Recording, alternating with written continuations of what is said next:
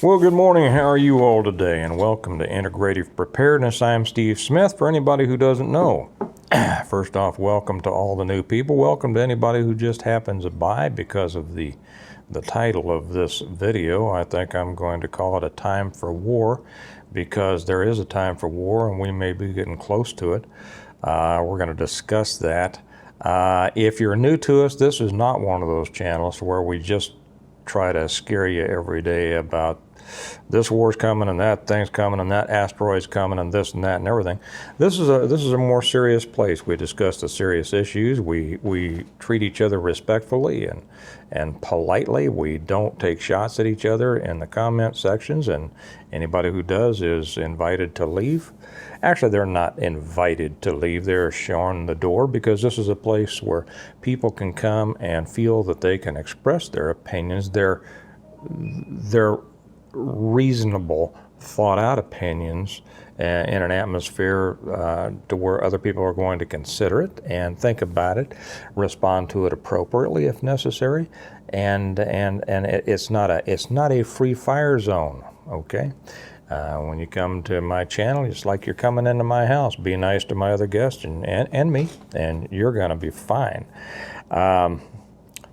Before we get started on this, may I draw your attention to the lanterns back here. If you've been with me for a while, you know, and if you haven't been with me for a while, I'll now tell you, those were made and sent to me by one of our patrons over on the Patreon page, Hondo Bob, and they are just beautiful. I have had them lit behind me in all of the videos for quite a while now, and He had said, I love them, because, you know, the one if by land and two if by sea, right? Paul Revere's ride, Longfellow. And he sent them to me some time ago. Well, one of them started not flickering right, and I wasn't going to say anything.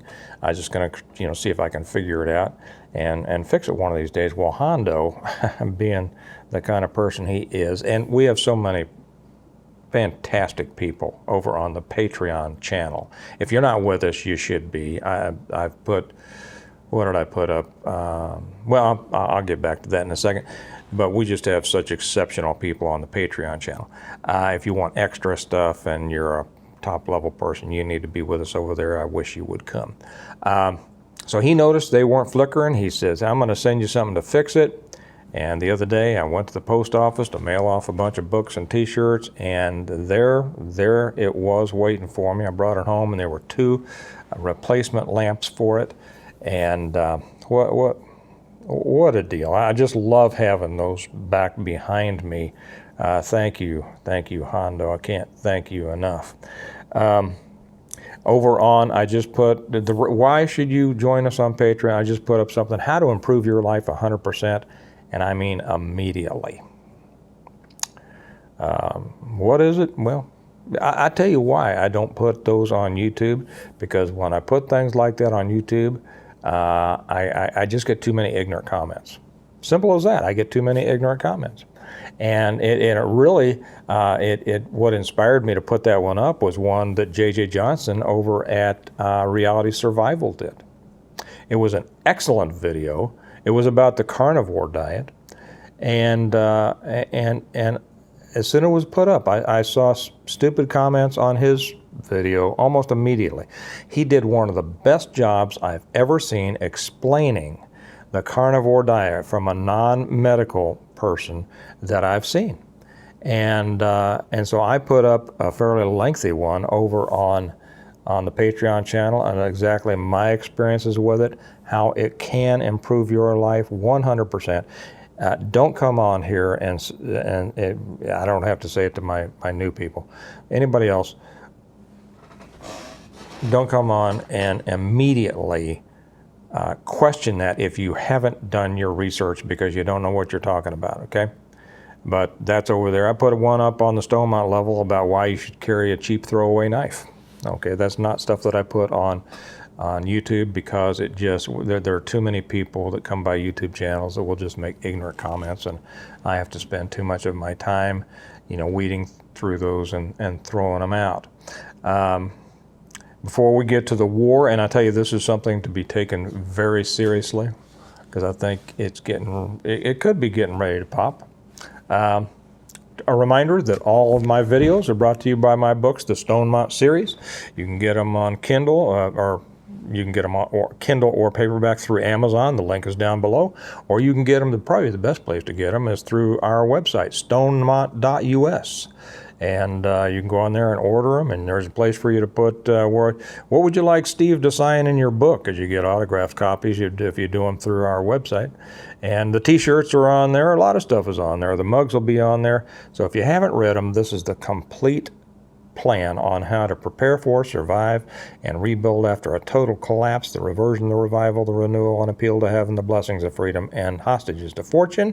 A great story. People have been learning from these books since 2017, and if you haven't read them, you can too. So I was reading Ecclesiastes this morning. Excuse me while I take a sip. Ecclesiastes, some of you may be. It's an interesting book. If you don't really understand it, and don't worry, this isn't going to be a sermon or a religious-based video. If you don't understand Ecclesiastes, it comes off as being very negative. But really, it's one of the books of wisdom, okay? Nobody knows exactly who wrote it. There are some who believe that it was written by Solomon. That's not conclusive. It doesn't matter. But this is, the book of Ecclesiastes is where we find the for everything there is a season, right? Was it the Byrds who did that song, For Everything There Is a Season? Turn, turn, turn. Well, anyway. And so I was reading through this, and it reminded me of the video that I was going to do today. And in the third chapter, there is a time for everything, a season for every activity under the heaven. I use the King James, the New King James. So anyway, in the 8th verse, it says a time to love and a time to hate, a time for war and a time for peace. Now everybody always thinks, we want peace, but I want to talk about that first part, a time for war. For everything, there is a time for war. Now, is a time for war coming here in the United States? Very, very possibly. What kind of a war is it going to be? We've talked about this.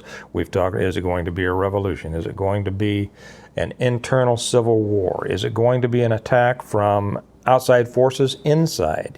What is it going to be? Well, I want to refer you to what's going on in France. Have you been keeping track of what's going on in France? Because I think that is a high possibility approaching a low probability. I don't know, but the thing is, if it goes off, and it could be the thing that spurns other things, and it's something to keep track of, and it's something for which you need to be prepared. And if you're not prepared enough, you need to get on it and do what you can, do everything you can. Why, Steve, are you wearing such a heavy jacket when it's 95 degrees there? Maybe I'll tie up this package with that here in a little bit.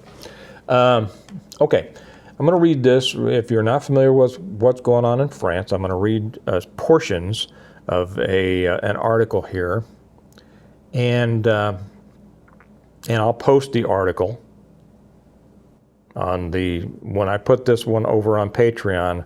I'll post a link to it so you can see the article. It's from Breitbart. It says, violence spiraling out of control in France. Massive police deployment fails to quell burnings. Okay, so the police, we see right there. France is burning and the police can't stop it. Let's start with the article. The French government is considering all options, including a nationwide state of emergency after another night of violence which saw hundreds of arrests and injured police officers and thousands of fires, including many symbols of the state, including town halls, schools, post offices, and buses destroyed. Okay, symbols of the state. Okay, keep that in mind. Now we're beginning with the article. Some 40,000 police officers were deployed across France on Thursday night in an attempt to forestall a third night of violence triggered by the death on Tuesday of a delivery driver at the hands of a police officer in a Paris suburb after he refused to comply with a traffic stop. Now, what they haven't said is this person was known to police, he was a troublemaker, and he was a Muslim. We're going to get to that. Okay. Yet the enormous show of force by the French state failed to prevent even greater levels of destruction. Steve, is this a way for you to disparage all Muslims? Nope. We're going to get to that. Per France's Le Figaro reports there were 875 arrests overnight nationwide, which saw protest and violence spread to urban areas across the country and even to neighboring Belgium, the home of the European Union. Europe is under attack and they don't realize it. America is under attack and we don't realize it. Let's keep going with this. Figures that underline the considerable scale of the attacks reveal there were some 3,880 fires set overnight, 249 police officers injured, and 492 buildings damaged. Okay, let's continue. And we have a picture of a row of burned out cars and more fires and things. You'll see this if you go to the Patreon channel. Among those buildings damaged were several town halls and schools burned out. La Parisienne cites the Interior Ministry to report 80 police stations were damaged overnight, 34 town halls burned or otherwise damaged, 28 schools, and 57 other state buildings nationwide.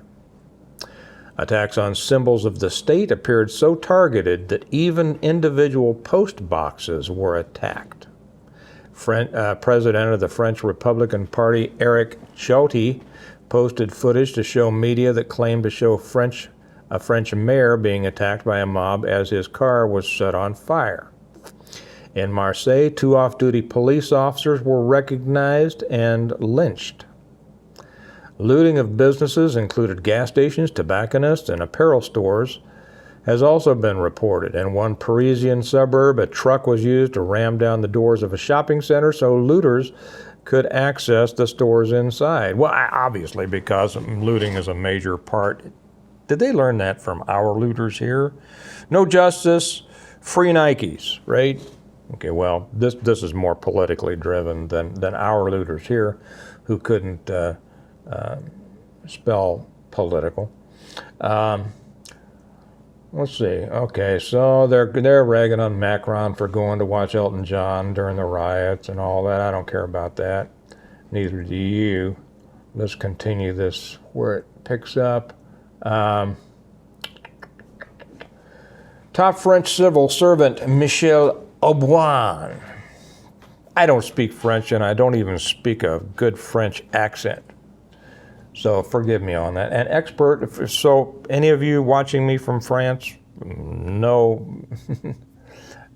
insult intended. So Michel Auboin, an expert on urban violence and managing integration of immigrants. Listen to this, an expert on urban violence and managing integration of migrants into society. What do you do for a living? What's your title? Well, I'm an expert on managing integration of migrants into society.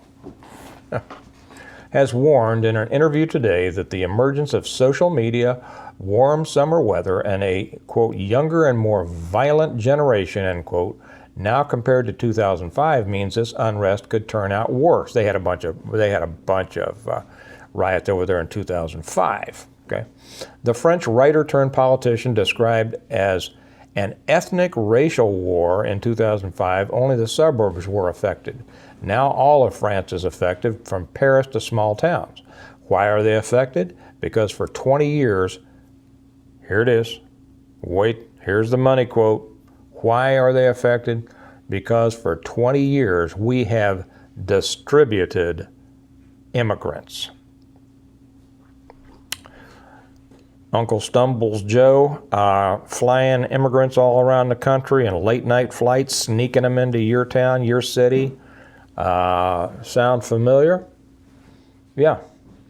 Certainly, the events, I continue the article here, certainly the events of Thursday night suggest further trouble may yet be in store, as some acts on Thursday night imply a degree of planning, yes, for future violence in the Paris suburb of Saint-Denis. Again, my poor French accent. A backhoe tractor was stolen from a construction site and used in part of a campaign of destruction, taking out 39 CCTV cameras in the city overnight. Meanwhile, a sporting goods store in Bordeaux, I think that's how you spell it. I don't know much about Bordeaux. I don't know about the wine. I know Brigitte Bardot. I think that's spelled differently. Brigitte Bardot. Meanwhile, a sporting goods store in Bordeaux was looted on Thursday night with the entire stock of rifles and ammunition taken. Planning, anyone? Large scale? Let's see if there's any more. There's videos here you can see. See if there's any more. Oh yeah. So some French municipalities have now banned fireworks. They've banned fireworks. Typical, right? Okay. Public transport is being suspended in a Paris region from tonight for every evening until further notice. While this is said to be for the safety of riders and staff, perhaps the number of buses and trams burnt out in recent nights also impacts the decision, you think? Several cities, including Parisian suburbs, have announced curfews for Friday night. Right? Yeah. So who's being hurt by this? Okay. Well, so these immigrant gangs, which obviously were these were planned attacks, they were organized, and yet who is going to be punished for this? The average French citizen. Okay, Jean-Pierre, we have all these immigrants that we've invited and distributed throughout our country. They're burning our country down, but you have to stay home. Yeah. As reported, this sudden explosion of violence, we're going to wrap this up and then I'm going to talk about it. As reported, this sudden explosion of violence was triggered by the Tuesday slaying, not shooting, slaying of teenage delivery driver, can't just say delivery, Nahal M. They're not even identifying just giving him his last name, Nahal. In Nanterre, a French suburb, said to be known to police for repeatedly driving without a driving license or insurance, the teen was pulled over on Tuesday after officers spotted him breaking road laws. This interaction with officers rapidly deteriorated, however, when the youth attempted to speed away in his car while talking to officers, an event which saw one of these police officers decide to fire his sidearm, killing Nahel. The officer who fired has now been arrested and is being held in prison. Does that remind you of anything? Does that remind you of a habitual historical scumbag who had repeated contact with police and was high on drugs, was dying of his overdose, tried to pass phony money. Police were called. He acted, in an uncooperative way, and as a result of police contact, died. And the police were put in jail, and cities burned across the United States. Well, of course, that wasn't immigrants. That was our homegrown commies who did that. But is war fixing to happen? And if you've been following things, You know, all of the people who have been led across our southern border, invited by our anti-American government, distributed across our country. People not from Mexico, many of them, many from China. You know the drill. You know, military-aged, obviously intelligent Chinese, many from the Middle East, many from Africa, many from Afghanistan, Pakistan. Did I say China? China? China? And they're being dispersed throughout our country. There was, I just put something over on Patreon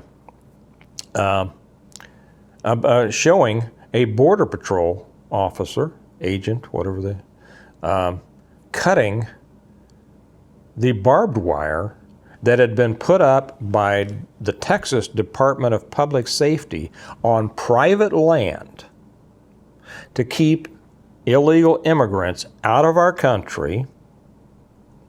And the video shows, it's a Breitbart article, but I've got it over there on the Patreon channel. It shows a border patrolman cutting the wire and allowing a whole bunch of people coming through illegally into our country. Who is our enemy? Be careful how you answer. That's a rhetorical. We know who our enemy is. The friend of our enemy is our enemy, right?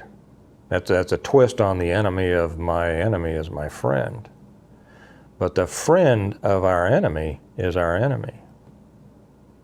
And while we have all these people, including China, including elements of certain organizations in the Middle East and globally, they want to come into our country. They want to set up cells. They want to be ready when the thing sets off. You think that power stations aren't going to be hit? You think that government things aren't going to be hit? You think this isn't going to happen in our country? I think it will. And they're being assisted, even promoted, by our government, by our federal government, not the state governments. Matter of fact, other states have been sending people and resources to Texas to help them. We're coming to a real state versus federal government conflict. But whether that ignites it, I don't think it will. I think something else is going to ignite it, and I think a lot of these foreign assets are being pre-positioned to light up our country when the time they decide comes. This isn't, scare tactics. We see this. This is what's happening in France now. We've seen it in some of the Scandinavian countries that invited immigrants from all over the country into their here's where somebody's going to say, America is a country of immigrants. No, America is a country of settlers. Okay? And then immigrants who came in to our country, adopted, fled from the ways things were in their country. Good. I know some of these people are, especially from Latin America. And then integrated themselves into the society that was America. Educated themselves so that they could access the opportunities given to them.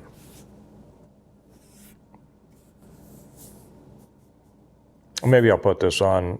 If I put this on American Reversion 2, welcome everybody on American Reversion, because this is getting political. But then they became Americans. What's coming in too much now? Now, many people coming from the Latin American countries, they are coming. They want to be Americans. They are fleeing horrible lives. I really don't I really don't blame them. I'd probably do the same, trying to get into a country that welcomes them.